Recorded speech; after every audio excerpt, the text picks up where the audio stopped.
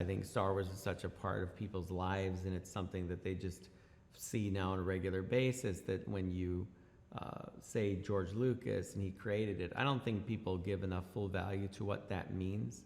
I like to think I do, but I worked with him. So I've seen him create it. I've seen the person that comes up with the lines and the dialogue and understands Anakin Skywalker and Luke Skywalker in a very deep level, because those characters are a part of him. And for my part, joining Lucasfilm, I always respected that. I never felt that Star Wars is something that was mine. I felt privileged to be a part of telling the story. I felt grateful that I got to do it with George. The Mandalorian, it's interesting. I mean, we all know the helmet, but the helmet is Boba Fett. And that was a big challenge in the beginning of this. And John and I went round and round like, well, how do we tell the story? And it's not Boba Fett, or is it Boba Fett? And we would talk about that. And, but a helmet at the end of the day is a helmet. And I've shown that helmet quite a bit on Rebels and Clone Wars.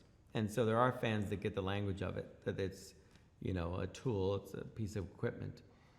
But to the average person, if you show them that helmet, if they say anything, they'll say it's Boba Fett.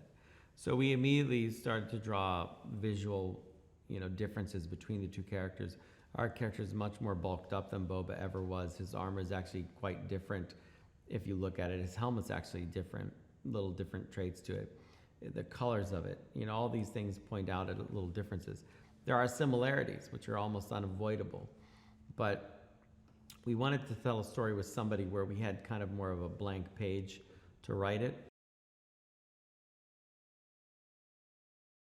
Yeah, it's amazing. It's really, for me, I felt with the pilot, my job was to show this guy as he is, as he has been, a hardened kind of weather-beaten person that, has been through things we can't imagine and is just doing a job. And his job is hunting down beings and turning them in. The consequences of that, the morality of it, I get paid, and the pilot slowly chips away at that idea, especially when he meets the Ugnaught. And this little, being is suddenly helping him and then challenging him. And I think it starts to make the gears in Mando's head wonder, what am I doing here, and where is my line? What I've lost this idea of, being a mercenary or being a person. I mean, I just think the key is you hire good people.